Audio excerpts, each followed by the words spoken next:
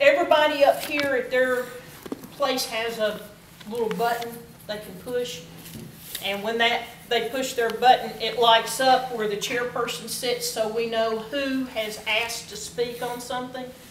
And so as we're going through voting on things, you know, we might say, is there any discussion? Or I might say something like, I see no discussion, so everyone in favor say aye. And what I'm referring to is, I don't see any buttons lit up. So no one has indicated to me that they have anything to say on a particular item on the agenda that had just been read. But when they do want to talk, they'll hit their button. And you're supposed to take the buttons in the order in which they come in. And sometimes it lights up like a Christmas tree. And you're thinking, oh, I hope I can remember which button came in when. After you've cleared those buttons, if someone wants to say something additional or has another question, if it's their second time to hit their button, they have to wait till everyone has had a first opportunity. So if I get someone that's hit their button but they've already spoken, and then I get a button of someone who has not talked on that issue, I have to recognize the person that hasn't spoken first, and then I can recognize the button of the person who had a follow-up question or statement. And sometimes you'll see me roll my eyes because maybe one or two of the council people have hit their button 3 or 4 times, and you're thinking, what else could they possibly have to say or ask about this question? And you know that you've got a whole agenda in front of you, and you're trying to make the meeting orderly and move through so that everybody, you know, doesn't get so bogged down. But that's part of the process. We read ordinances first. Ordinances are read 2 weeks in a row. It takes 2 votes.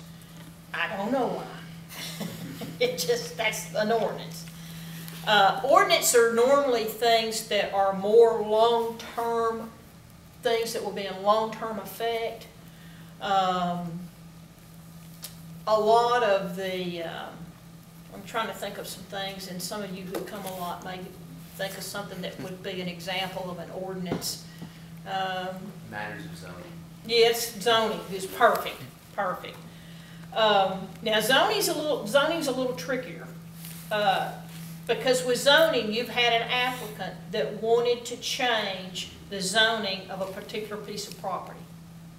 What happens most of the time in zoning is someone has bought a piece of property and it was either residential or it may have been commercial, but it may have limited the type of commercial activity that they could put on that property, and they may want to change it.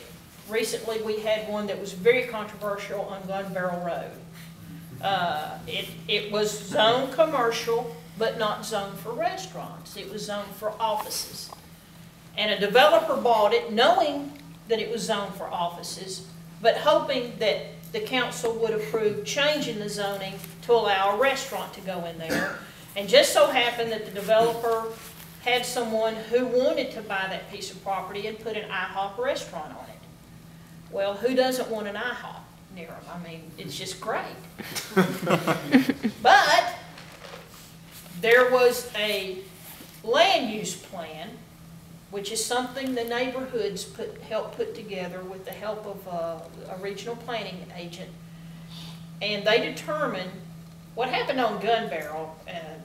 Those of you who've lived in the city for a while may remember that after they built the big mall out there, commercial building just took off. And you had a mixture of residential with a lot of commercial. Well, we still had just 2 lanes on Gun Barrel Road, and then eventually we went to 4, but we overbuilt the area before we had infrastructure to support it. And that caused the residents that were still living in the area a lot of concern. It caused them a lot of problems. They couldn't even hardly get in and out of their houses. And they had commercial right up against them, which meant they had noise longer into the evening. They had bright lights that come from the parking lights. They had all the things you're going to have around stores and retail and restaurants. They had it right on their doorstep. So they had a land use plan, which the residents had input in, and the residents said, well, there's certain areas would be okay if you put offices in, because offices are normally they're done by 5 or 6 in the evening, and they start getting quieter, and the noise is not going on all the time. And so they designed what sections of Gun Barrel and that area out there would be different types of commercial areas for development. This particular piece of property, initially in the land use plan, was supposed to be for offices only. It could be medical offices, it could be a lawyer's office, it could be any type of office, but it would be office. Well, here's a developer that wants to sell it, put a restaurant on it. And the zoning did not allow for a restaurant. So the developer came here, the property owner, and asked us to change the zoning from allowing offices to allowing restaurants. And first, when he filed, he was an applicant, so he filed a change of zoning.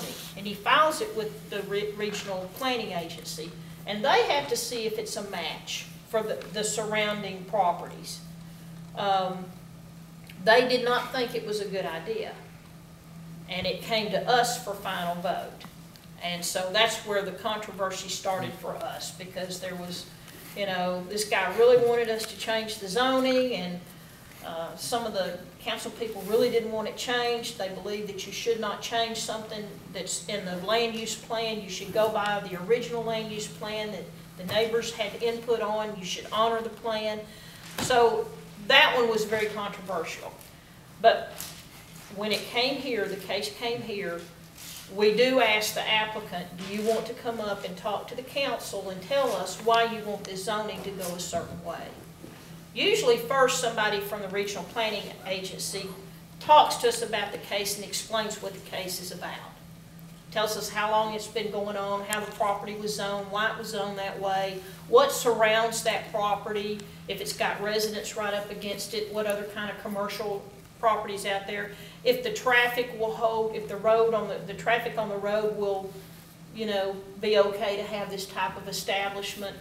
Can it hold the traffic? Does it have the other infrastructure needed for that type of zoning? So we'll kind of get a little lesson about that piece of property.